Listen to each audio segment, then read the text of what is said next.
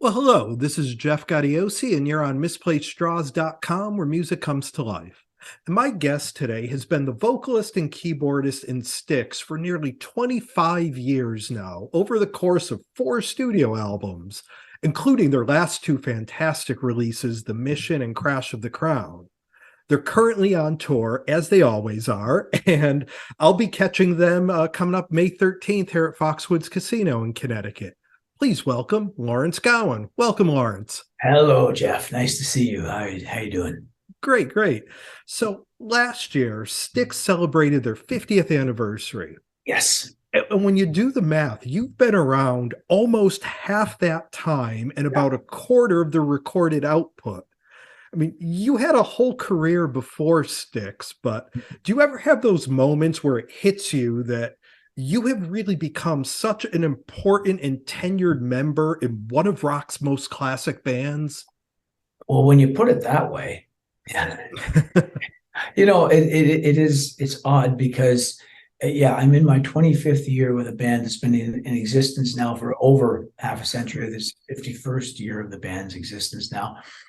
And it's remarkable to think that a band can survive that many years. First of all, I look at any band that can go longer than the Beatles, for example, as being an unusual occurrence. Mm-hmm. You know, it's hard to keep a band intact and artistically viable. But that's probably the more important issue over any extended period. But Styx are one of the bands that I think have found a way to do that. And I think the real underscoring of that is, as you mentioned, the last two albums, The Mission and then Crash of the Crown, particularly the fact that Crash of the Crown got to #1 on the Billboard rock album chart, was real kind of validation that the band has really thrived throughout the decades. And we are, I do look at it as if we are truly the result of the efforts of everyone that's ever been in the band. That's undeniable. Obviously, that's an obvious situation. But I think the right person has come along at each tenure of the group, during each era, that's helped to extend the life of the band. And I see my own, particularly my first, let's say arbitrarily, my first 15 years of the band, were really to see if was it possible for the band to survive into this new millennium. What impact, what effect would the internet ultimately have on the band? And that's why the mandate was there right off the bat, to play as many live shows as possible, to become a live entity that wasn't relying entirely on internet communication, but was certainly willing to utilize it and take advantage of it in any possible way. For example, like this little chat we're having right now. But really to draw people to seeing what a great show that the band puts on. Yeah, and you mentioned your early years. When you first joined the band and you guys made that decision to really go out and be this live entity. Yeah. You had a career coming into it. You were well versed with being on stage. Were you approaching it as, okay, I need to earn the respect of the audience, or were you approaching it of, I'm going to do what I do and they'll see that I'm a really good fit? That great question, because that really was pivotal to whether or not I decide to embark on this trip. You're absolutely right. My career was so well established as a solo artist. I several multi-platinum records and would go back and forth across Canada. And then in the years that I met Styx, 97, I started to play a lot in England and started to make some good inroads there. I did that for the next couple of years between the time of me first playing with Styx in 97 and then finally joining them in 99. And I never foresaw joining a band, although there was one person in my life that said, a publicist in England said, I think that's going to happen with you. Mm-hmm. She was right. But when I joined, the first time we got together, first of all, they'd seen me play live. So they'd seen me in front of, I guess, 17,000 people on a couple of occasions when I did 2 shows with them. So they'd seen that obviously this guy, they know him. he's played the same venues that we've played. You know, it's not like it wouldn't be a horrible wake up moment to suddenly go from playing for a small audience to a big stadium. So I had that in my background. But what really struck me when I first met them was that I think I learned Crystal Ball, Grand Illusion, and I think Fooling Yourself, maybe 4 songs, and maybe Lady. And I was about to play them, and Tommy stopped me. You know, I would say, "Look, so let's do Lady," and I'm about to go into it, whatever it was. And he stops me and he says, "No, don't play a Styx song. Play. There's a song you played, Criminal Mind. Play that." So I said, "Okay." So I played a Criminal Mind, and then but at the end of it, he said, "Yeah, we should make that a Styx song." And immediately he and JY started talking. "Oh, we could have a guitar come in here, change this around." And I was like, They never once brought up any notion of me trying to sound alike, look alike, act alike, or anything that they had done in the past, but merely to approach their songs the way that I would approach any music, you know, which is try to give the best interpretation possible, but ultimately your own personality is going to come through whether you try to suppress it or not. So there was never any inference of that. And that immediately made me feel like, oh, this is going to be fun. This is like, I get to kind of bring whatever I can to the table and have that be part of what they want to do. And when they said, right at that initial meeting, they said, you know, we want to play no less than 100 shows a year. We want to play 100 shows a year. That's what's it's going to take in order to push into this new period, you know, and all the cultural references that are coming up about Styx. And they said, could you commit to that? And I said, well, I did 140 shows last year, so yeah, it'll be a nice break. Ease up. You know, this will be a bit of a vacation time. So that really, I just felt like, and I just liked them as people, and I still do. You know, we all had dinner together last night. It was a day off. With Savannah, Georgia here, and I that really speaks highly of the fact that we really kind of celebrate each other's strengths. We know each other's foibles, and yet we're able to live with them. And it's been a fun thing. Yeah, and when you first came in, you know, fairly early on, you had the Cyclorama record, and then you had the covers record, and then it was about 14 years or so before the Mission. Then you had a pretty quick follow-up with Crash of the Crown that probably would have even been quicker if not for the pandemic. Right. What led to kind of this burst of creativity after all of these years for not just 2 records, but 2 really good, well-received quality records? Jeff, the creativity was always there, right? The difference was this. After we made the first record, Cyclorama, there was a member change again with Glenn Burtnick left, and we had Ricky Phillips come in. We did Big Bang Theory based upon just basically it was a fluky thing. We were playing at the Crossroads Festival, and JY said, "Let's do something different." We did I Am the Walrus live, Styx version of I Am the Walrus, and it was so well received that we decided, oh, we should do a whole album of that. So, as you know, though, the music industry really was going through a tailspin in the let's say roughly from 2005 until about probably 2015, about a 10-year retooling, refiguring out how this is done. I remember my publishing company actually deciding to sell because they didn't have the tools that it would take to withstand or to have the wherewithal to understand how the whole new system would come into effect. And they're still figuring it out. But it meant that us taking time off, taking 6 months off touring to go and make a record that would have a limited kind of way of promoting it seemed like not a waste of time, because there's no such thing as that really. It would be an endeavor that really didn't pay off for the band, didn't have the same return, let's call it that, if we're going to put it in business terms. Whereas going out and playing another 50, 60 shows in that period would definitely cast the net wider, and more people would know about Styx and want to come and see the band again. And perhaps if we made a record again, they'd be interested. Well, By the time it got to about 2014, a lot of the issues that the music industry part had to figure out, the recording part, began to get more and more resolved in that they knew how to monetize the internet. So that's important in order if you want to keep making records. And Universal Records got interested in bringing the band back onto that label since they had the catalog. Mm-hmm. So those factors, and then the third thing was the fact that Tommy had done a solo record with his friend Willie Vankovich, who had been working with on a Shaw Blades effort.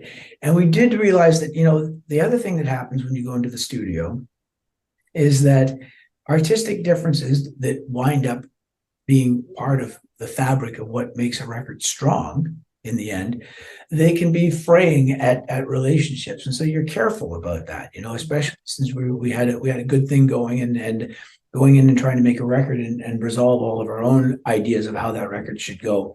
It can be tricky to navigate. But when you have a producer who stands outside and is able to make decisions not based upon being a band member and having to share a bus ride with you tomorrow night, but instead has some artistic perspective and distance from it, and then having Will become a co-writer, that kind of made him in this unique position.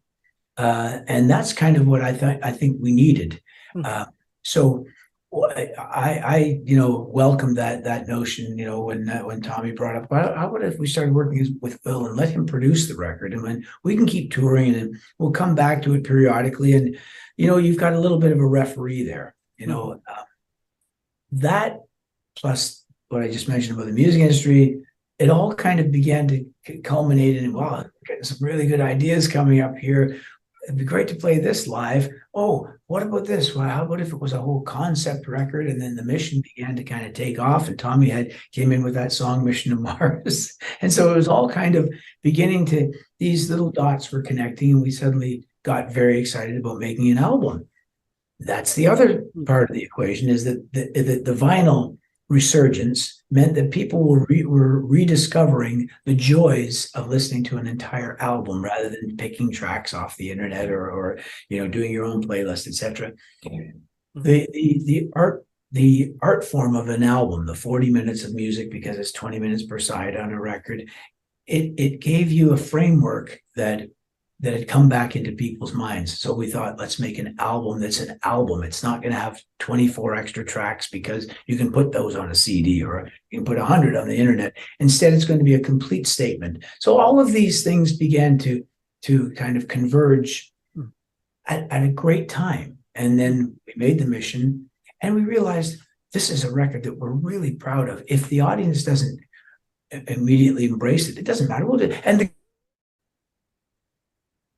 So now, even though Crash of the Crown has been out for almost 2 years now, when you guys play live, you still play quite a bit of the record in your set.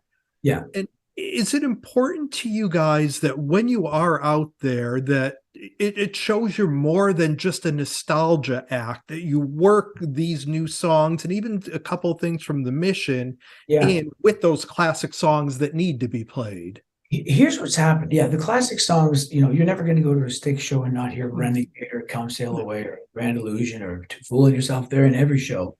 So to let people know that that's going to happen. A classic rock band should, play their classic rock hits. But again, a lot is dictated by how we look at the audience. And about roughly 13, maybe 14 years ago now, we started to notice the audience was skewing younger, not older. So we began to notice, there's more of a faction of people that aren't here with their parents. They're unsupervised, and they're in their 20s or 30s, and or some teenagers for sure, a good number actually. And they know all these songs, and now they're beginning to come back to the shows. They're in 2009 or something, they might have been 10 years old, they might have been 20 years old. Now they're like into their 30s, or they're not kids anymore. And they you could tell that there was a kind of a hunger there for them to have something that was concurrent with their own lives. Mm-hmm. So they seem to be the most vocal when it comes to really championing the new material. So thank you for doing that yourself, by the way. Which is the toughest pill to swallow, actually, for an audience member of a band that's been around so long. Is new material is not necessarily required for the audience because there's plenty to choose from. But for the lifeblood of the band, it's pretty vital. And when you feel a surge of like desire from the audience that they would be open to hearing something new, that gives you an extra incentive to give them something, you know, for yourself and for them. So it's important now when you see enough people in the audience in their Mission T-shirts, etc., that I play something from that record. So I always play Key Dive. They give me that moment, you know, before Come Sail Away, to do the piano piece from the Mission. And for us, yeah, it's great to come out, and I love the moments now when we can dovetail or segue from something that's new from the Mission, or from Crash of the Crown, to something classic. So, for example, a great moment in the show, and really kind of exemplifies this, is Tommy Shaw plays a song called "Sound the Alarm," which is from Crash of the Crown. That segues straight into Crystal Ball. Now, there's two songs that are separated by about 45 years from the same writer, with an amazing take on life, because one, in Sound the Alarm, it's really him, an older person, looking back, or not necessarily looking back, but assessing the situation as it sits in front of them and wanting to do something very positive about it. And there he is as a young man, suddenly singing Crystal Ball, wondering, what does the future portend? What does it hold? And how am I going to navigate my way through it? You know, how is it going to affect me? Or I'm going to affect it. So that's a great moment. Then we have, right before Come Sail Away, which is a big moment in the show, obviously. I have a tiny piece that Chuck Panazzo and I play as a duo called Lost at Sea. And that just lyrically, it's the right lyric in order to set up, kind of tee up Come Sail Away. Because when I sing Come Sail Away, to my mind, when I hear the original with Dennis DeYoung singing the song, it sounds like a young man who's ready for an adventure. When I hear my voice sing it, I hear someone who's looking back on a lot of adventures and hoping that it's going to be extended and they're going to continue sailing on. Mm-hmm. So it's funny how, a song like Lost at Sea tends to point to the fact that there are times in your life when you don't know which way you're going, and suddenly, why not just keep heading in some direction that feels good? Mm-hmm. So that's a nice way for us to bring the current in with the classic, and that's been working. Yeah, and speaking as someone who has grown up with this band, I mean, I'm as old as the band, and listen to the original stuff and the new stuff. I think as somebody who really looks into the lyric and the feel of music, you appreciate that idea of the new stuff kind of dovetailing with the old and almost being a continuation of that same journey. Yeah. And when you set out to work on the new music, and, I don't know if you guys are even planning on doing something else, you're doing it from an age and a perspective. But do you ever kind of look back and say, wow, this really does, I mean, you mentioned the songs you played live, but as you were creating them, did you realize that, yeah, this kind of does answer Crystal Ball from 45 years ago? There was, great point. That there was a concerted effort and really focus, quite honestly, to record these last two albums as if we were recording in 1979, as if this was the follow-up record to Cornerstone, or the follow-up record to Paradise Theater. We recorded analog. We used tape again. We used clunky old machines. We were all in the room together. We put these things down. Okay. We pretended, for a certain block of hours every day that the digital technology did not exist, because it didn't exist when the best classic rock records were made. So we tried to recreate that. And it's amazing how, since we all lived through that era, how quickly we adapted to feeling that way, and how the ideas began to percolate in a much more, I guess I'll have to use the word organic, but you know what I mean? It was basically human to human was a lot more of the contact. We weren't texting each other in the studio. So, and we were all together. So by doing all of that, particularly on the mission I'm speaking of, obviously Crash of the Crown, we had to be in separate cities for a good chunk of that record. But again, we found ways of bridging the gap between the current state of technology and the past, the clunky old analog world that the great records were made utilizing. So that is how we did it. That is how it became a mindset that this song, this lyric, this has to kind of work to a certain degree with where the band's trajectory was heading in from the past. And one thing I have to bring up, that whenever there's a discussion of bands that should be in the Rock and Roll Hall of Fame, Styx is always at the top of that discussion. As a band, I mean, does that matter at all? Do you ever sit there and say, how the hell have we never been nominated? You know, it's a conversation that comes up annually for about maybe 10 minutes at most. Because, you know, you keep thinking it's imminent. I'm sorry, I wish I could turn these notifications off. I don't. Sorry. So it doesn't occupy much of the thought. You know, something I like to point out is whenever we're touring with an act that's in the Rock and Roll Hall of Fame that's opening the show for Styx, I like to point that out to the other fellas and say, you see, you're in good company, right? And you know, you sold most of the tickets, you know.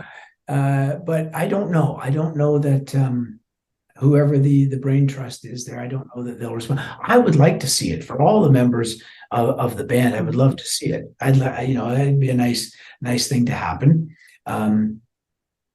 Like I say, for everyone, or maybe they'll segment it to where it's, you know, this lineup gets to be in it, and then these guys do not. It's maybe that's part of the tough decision. Is like, well, who gets honored and who doesn't, and why this band and why not another. Like I said, I've spent more time talking about it than the band has, because we're too busy playing to too many people around the world, thousands and thousands every night, their arms in the air, and other acts that have long met their demise are getting into the Hall of Fame, and that's good for them. Maybe that'll maybe that's part of what keeps driving us on. I don't know. Being the outsider, maybe we're the outsiders now. Well, we've been spending some time here with Lawrence Gowan of Styx. The band is on tour all spring, all summer. Like I said, I can't wait to catch you guys in a couple of weeks up here in Connecticut. It's been a pleasure meeting you. Thank you so much for taking the time to do this. Yep, great chat. Thank you very much. And yeah, we overcame the little technical glitches. I know you've probably stitched together nicely. And yeah, so cheers from Savannah, Georgia today. We'll see you soon, my friend. Okay, man. Thank you.